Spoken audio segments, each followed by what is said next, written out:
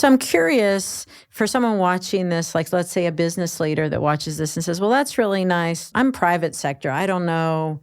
I want to have my workers back in the office. I moved them all back. What would you suggest to them based on what you guys have learned? Is it actually the fact that you've noticed measurable reductions in productivity, or is it more because the managers are uncomfortable with a remote work arrangement? Oh, interesting. This episode is brought to you by Texas Mutual Insurance Company, the state's leading provider of workers' compensation insurance. Since 1991, Texas Mutual has been helping employers prevent workplace accidents. To learn more about how Texas Mutual provides a competitively priced source of workers' comp insurance for Texas employers, visit www.texasmutual.com.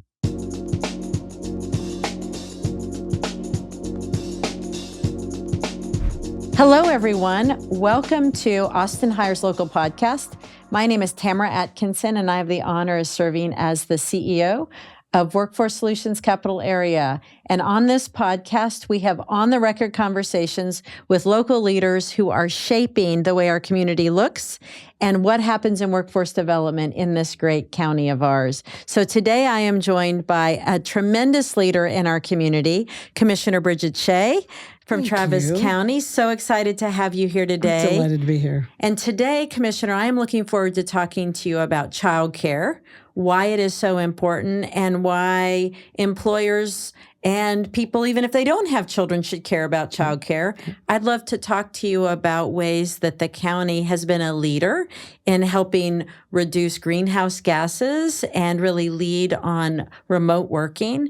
And I'd love to talk to you about ways that the county is leading on affordability when it comes to housing. And so appreciative that you're here today, and I look forward to jumping into these topics with you. Same here. Thanks so much. Thank you. Okay, so since this is the Austin Hires Local podcast and Workforce Solutions is all about work, I'm going to ask you a question you didn't know was coming. And that question is, tell me about your first job and what did you learn from your first job? My first job was working at a King's Food Host in Minot, North Dakota, and I learned I was a terrible waitress. What made you a terrible waitress? I, in one particularly spectacular fail, I did not pay attention to the laws of gravity, and I placed a tray that had 3 burger trays, plates, and 3 large chocolate shakes. The shakes were on the outside. I didn't have the tray all the way on the table. And when I took the plates off, the whole tray flipped and dumped 3 large chocolate milkshakes down the front of me. Oh, no. Yeah. That sounds pretty One miserable. of my many fails at being a waitress. So did that convince you you didn't want to work in restaurants Yeah, and hospitality? I didn't think that was my calling. Maybe hospitality, but not waitressing. Okay. Yeah. Okay. All right. Well, thank you for sharing that with me. I'd like to talk to you a little bit about your role as a commissioner, county commissioner. There's been a lot of talk in our community recently about childcare. I think during COVID, many of us recognized how important childcare, or the lack thereof, is to people being able to work. But I'm going to ask you some questions that may seem obvious to you and me, but for people watching this may not be obvious. Like, talk to me about the relationship as you see it from the county perspective between affordable childcare and being able to have a ready workforce here in Travis County. Well, it's pretty simple. If people can't find childcare, which is a really big problem, or can't afford it, then they can't go to work. Mm-hmm. And we've seen that in so many situations. I experienced it when my own children were really young. My husband had to take a part-time job so that he could help take care of the kids for part of the day because we couldn't find full-time childcare, and we had to figure out some other way to make do.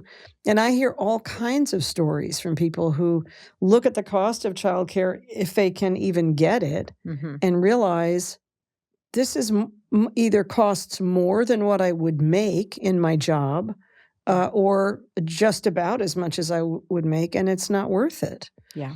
So it's just a huge problem and almost a direct correlation with people's ability to work in jobs that we need to fill. Yeah. Yeah. Thank you. I'm really glad that you and your fellow commissioners and the judge really see that. Here at Workforce Solutions, we do provide support for childcare. We have over 5,100 families on the wait list, and Commissioner, 40% of those on the wait list are infant or children age 0 to 3. So they're the young ones. So all right. So it sounds like you've identified an issue. It's an issue. It's impacting the workforce. What does the county want to do about it? Well, I have to really give a shout out to some friends and colleagues who did an enormous amount of research and work and collaboration and consensus building, and that's Councilmember Allison Alter, Libby Doggett, and Kathy McHorse. And they just did an enormous amount of work on this issue for several years, and then brought it to the county as an item that we would put on the November ballot to have the voters decide if they want to vote to increase their property taxes in order to provide large-scale, widespread, affordable childcare. It's called it's Proposition A on the Travis County ballot. It'll be on the November ballot this year. And it will make about $75 million a year available for between 8,000 and 10,000 children for childcare that will be heavily subsidized in many cases or outright paid for by this tax increase. So it makes the childcare available. It will also help to improve the training and the certification qualification of the child care providers and their staff, and enable people to go to work and know that their children will be well taken care of and that they can actually afford it. Yeah, well, it sounds like it'd be a big help for a lot of these families like Workforce Solutions that are on the wait list. But let's talk about people that might look at that and think, well, I don't have young children anymore. Like, it's not going to help me. What would you say to someone in our community that might have that kind of response? Well, there's an old bumper sticker. I'm showing my age, I'm sure, that says, if you think education is expensive, think about prison. Because if we don't properly educate the next generations, future generations, we doom them to a very poor quality of life. And I just would say to people, think about what you would want for your own children, for your grandchildren, for your nieces, for your nephews. Because I think if this passes, and I believe it will, I think historians will look back at this point in time and be able to mark a real transformation in the quality of life, in reduced rates of crime, in all kinds of measures of social quality of life. I think this will be an incredibly profound and powerful investment in future generations getting a better start in life. Yeah, it's going to be really interesting to see what the voters choose to do in November. And you're right, we're at a fork in the road. I have been asked by employers and business people about childcare and why does Workforce Solutions put 68% of our budget into childcare? And I'll often Was it really that high? it's that high. 68% of our budget is for childcare, not only to support the families but also the providers. And sometimes I'll ask those employers, "Are you looking for workers?" And when you look for workers, do workers ever decline your offer of employment because of childcare, or are you employing people at non-traditional hours? And what kind of workers have you found can take those jobs versus not? So, I think it will be really interesting in our community as we look at, if this passes, what opportunities open up for more families and hopefully for employers to benefit from workers having access to support. Absolutely. Do the employers answer, well, yes, we have had trouble filling positions? Many of them do, especially in the hospitality, entertainment, healthcare industries. But also, let's not forget, we are more and more an advanced manufacturing city. where those operations are 24/7. Right. And so, And not everybody has grandparents that can take care of their children. well, I think that's exactly Yeah. right. I think it's well established. We're not necessarily living with three generations Right. anymore. So when I hear about the scale and scope of what this ballot referendum could bring, I'm a little bit overwhelmed, even as someone that works in the system.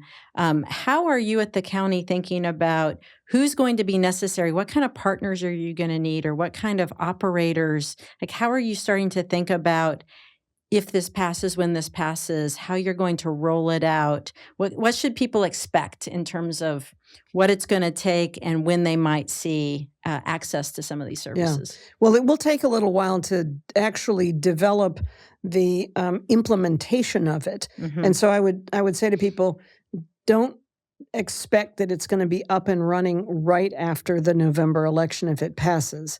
It's going to take a little while because we'll have to develop the actual design of the services. We don't have all those staff in-house at Travis County now that would be necessary to help implement the program.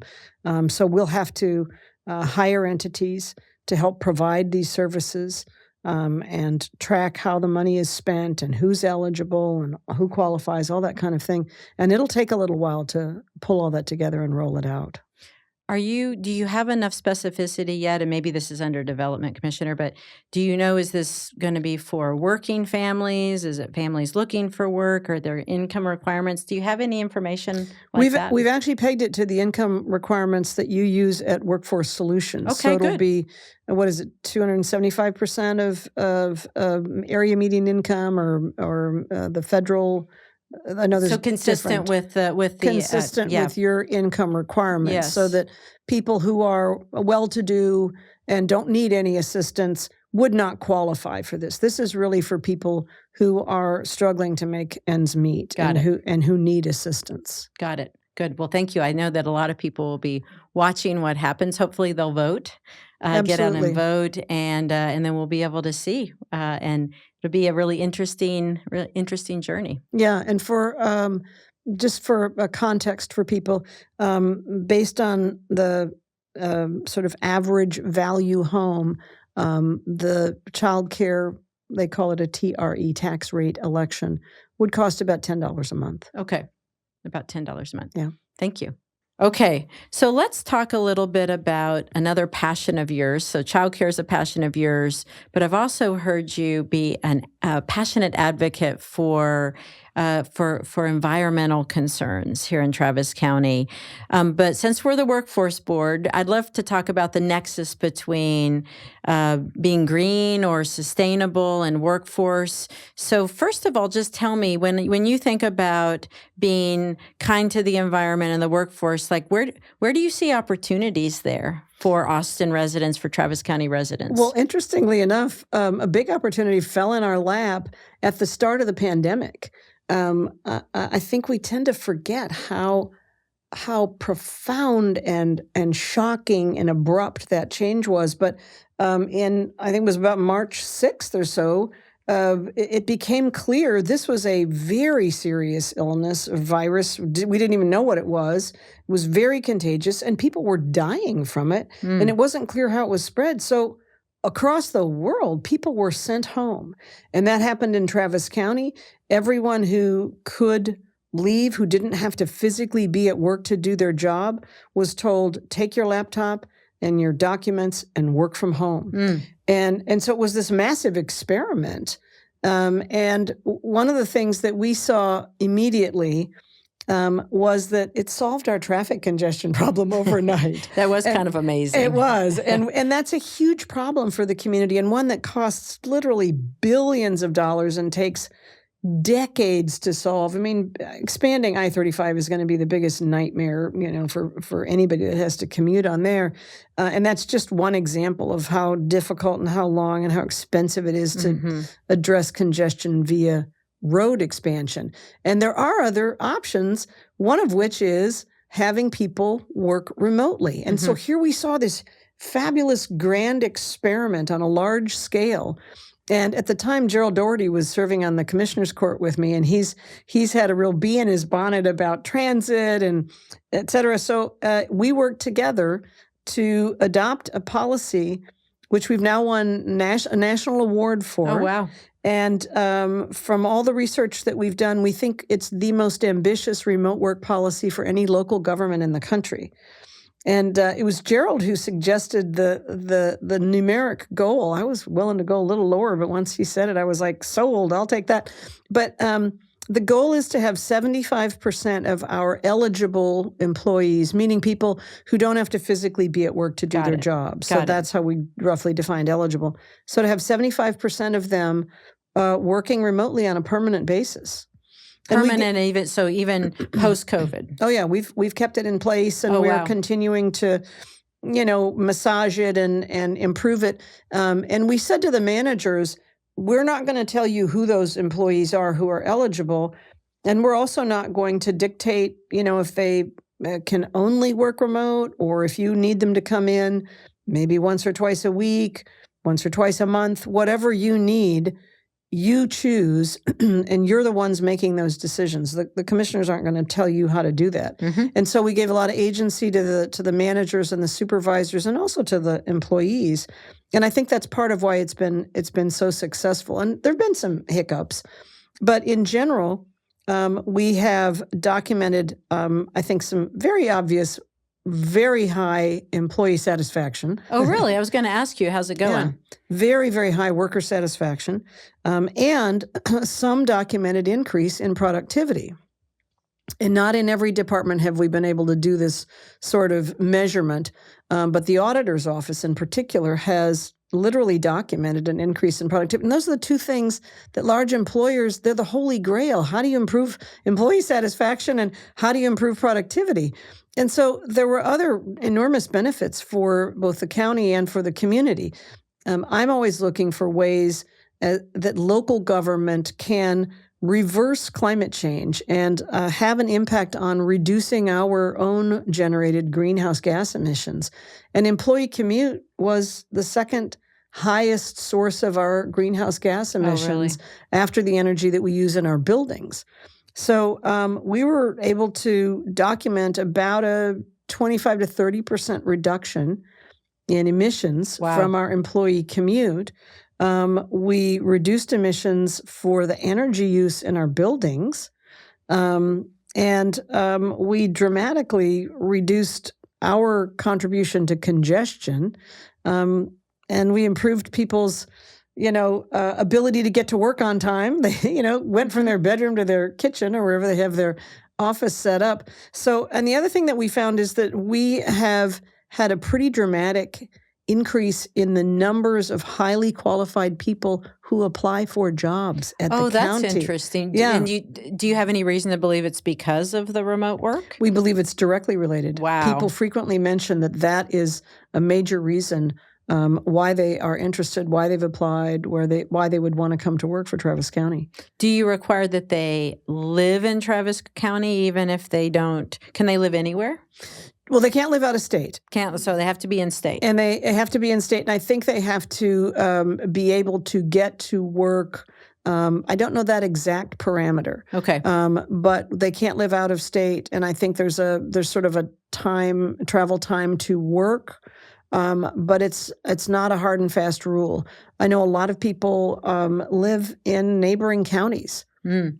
That's been a growing phenomenon here because it's expensive to live in Austin or in Travis County. And so a lot of people live in Hayes County, Blanco, Williamson, Bastrop, and that works fine. They've been living in those surrounding counties for a long time. Sure. But they're saving money on their commute. They're certainly saving time on their commute. They're not clogging up the roadways in front of everybody else who's commuting to work. Sure. We're reducing our greenhouse gas emissions. We're reducing our utility bills because we're using less energy at the county. So there's sort of win-win-win across I'm not the hearing any board. downside here. So, because you said the auditor has documented increased productivity. So, I'm curious for someone watching this, like let's say a business leader that watches this and says, "Well, that's really nice for the public sector. I get that. That's good.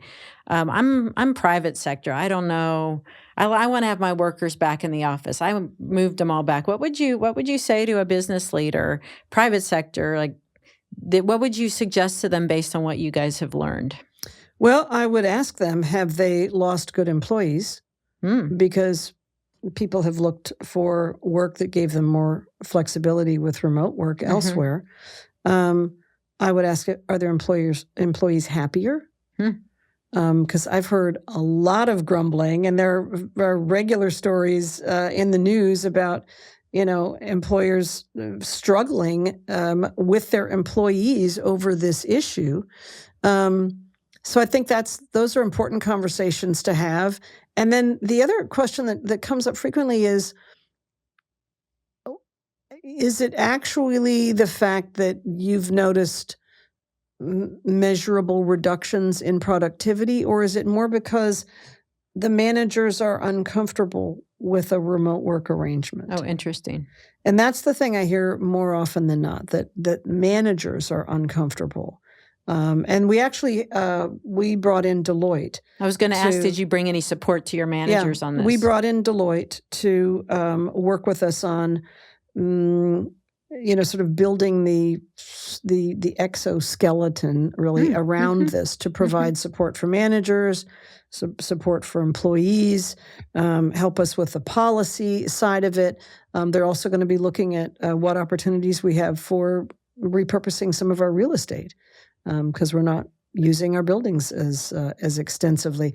But I think that, this is a work in progress, but I would ask a few more questions of the private sector employers and see, are their employees happy? Are they staying? Yeah, that's a really good question. Thank you. Yeah.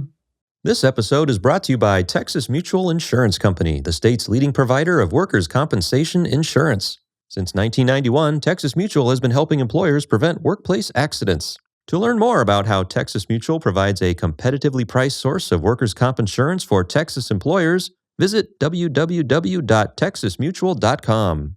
Commissioner, I appreciate you were talking about affordability, and you were talking about the reality that county employees who can work remotely are working sometimes outside of Travis County. Now, selfishly, I like people that can live in Travis County, thrive in Travis County, because at Workforce Solutions, we support and connect local people to local jobs. But we also know, and you expressed it so well, like the reality is some people are feeling like they have to move out.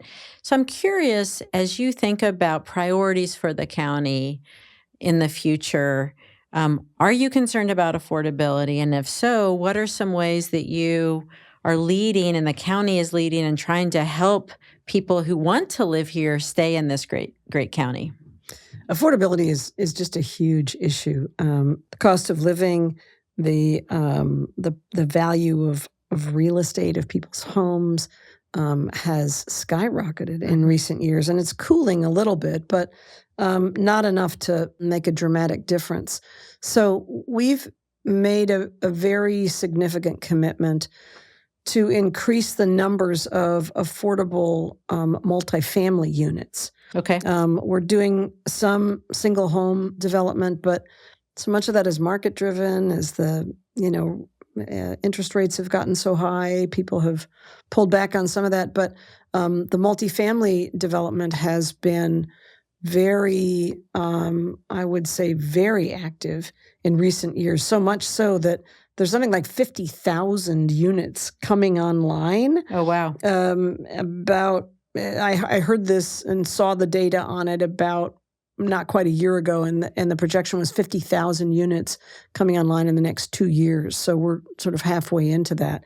And the other thing I've heard is the market for multifamily development has stopped because the market and the people who are investing in it have said, we're not going to keep building more units when there's 50,000 units coming online. So when people say, supply and demand, the solution to affordable housing is just more demand, build not more demand, more supply. Build as much of it as you can. And what they don't recognize is that in the marketplace, investors are saying, no, we're going to stop building more units because the price is going down when there's so much competition. And we're going to start to see this, more signs that say first month free, You think so? last You month think free. we're going to we're be able starting to to see them already. Okay. We're starting to see it already. That's very hopeful. And I hear this from investors who've said, Austin's overbuilt. We're not going to be building more apartment units. But for our work at the county level, what we've been doing is really focusing on encouraging developers by partnering with them to build deeply affordable units.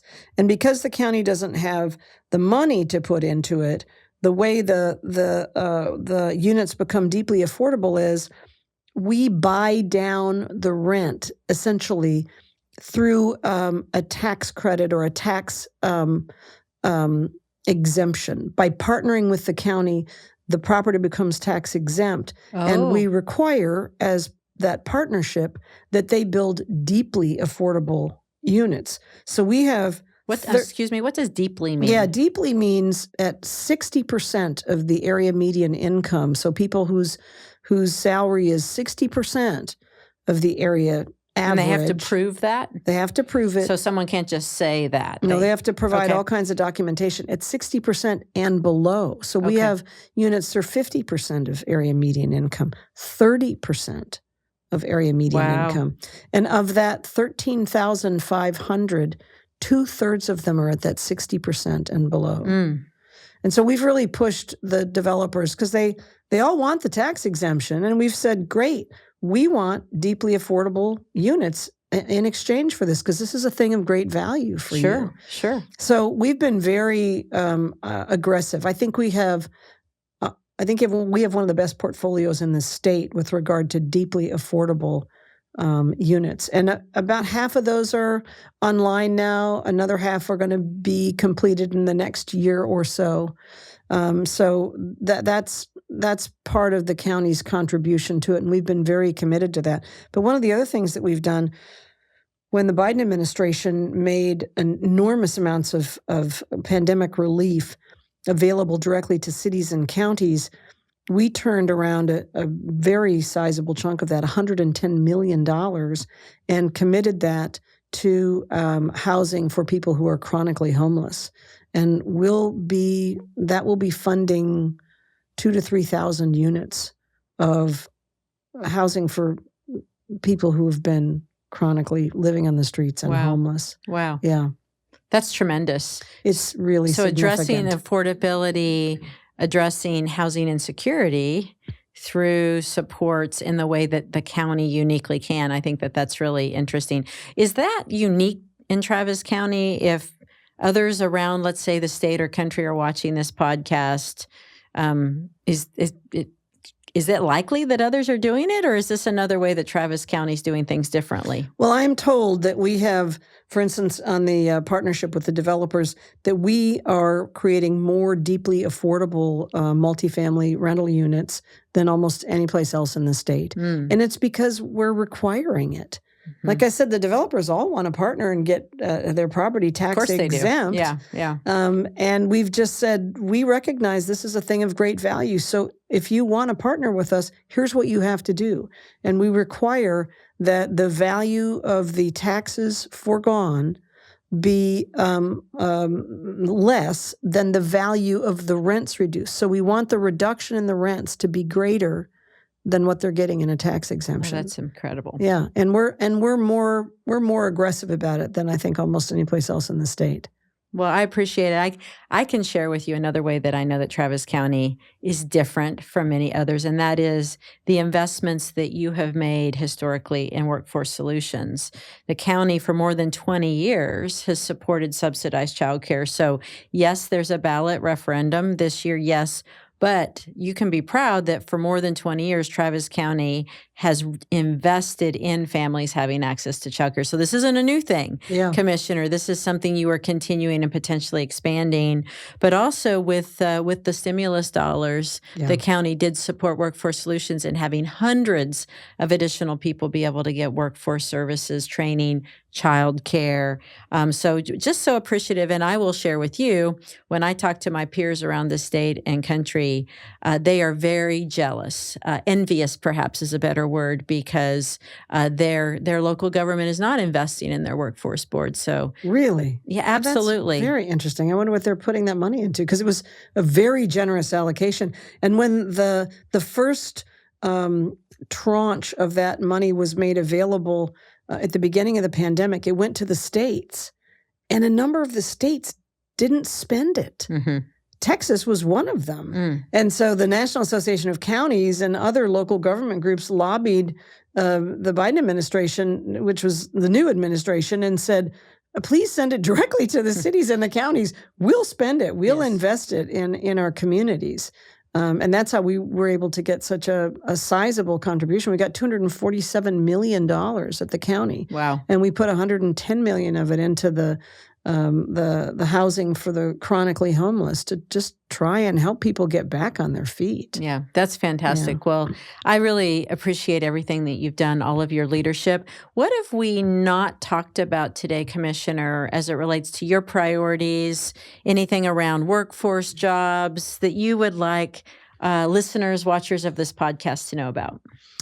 I do think we're going to have difficult conversations around the impacts of climate change. Okay. Our region will run out of water, and we are not doing enough to conserve water and to be more responsible stewards of it. The growing heat will have huge impacts on people's ability to work outside. We're already seeing growing numbers of illness and death related to extreme heat. Our region will experience wildfires. We're the second highest threat region in the country, behind California, for wildfires. People don't realize it, but we will start to see more of those kinds of impacts. And across the country, and in some places close to home, people's insurance is being canceled. And so people will have a difficult time paying their mortgage, staying in their homes. So as a country and as a state and as a region, we have to begin dealing with the impacts, and we have to do everything we can to reverse climate change, because it will affect all of us, and particularly fall hardest on poor communities, but really have devastating impacts on future generations. So if you care about your kids or your grandkids or any future generation, we have got to do more about it. Yeah. So, Commissioner, you paint a picture of a future that seems pretty harsh. And as a workforce board, I'm always thinking about, where are there opportunities for individuals, humans, to build resilience, even as we think about ways we need to ensure that our climate, our environment has resilience. So as you think about that future, how might we, not that we're trying to put a glossy coat on something that doesn't deserve it, but where might there be job opportunities? Where might there be workforce opportunities for people that are committed to making Travis County as resilient as possible? Yeah, exactly. Well, and I do feel like I have to warn people, because it's kind of a terrifying conversation, but I tell people, would you rather that your leaders lied to you about this? Or would you rather hear the truth so you can be better prepared? And so that's kind of my starting point. I assume people would rather hear the truth, although occasionally people are like, can we please not talk about this? It's too depressing. But there are, and I think the Biden administration did a brilliant job with this. They tied really enormous amounts of money, I mean billions and billions of dollars, in both the Inflation Reduction Act and the infrastructure legislation to job creation. And there's a Justice 40 component, which requires that if you're going to go after federal funds to, build a dam or elevate your roadways so they won't flood, or any kind of infrastructure project, if you want to get that federal money, You have to employ people who, fit a certain demographic criteria, people who have been marginalized, who've traditionally not had as much success in the workforce, and you have to provide job training for them. So I think there's a really brilliant component that says if you want this federal money to do these important things in your community to make it more resilient, you also need to use that money to lift people up, to hire people, to train people.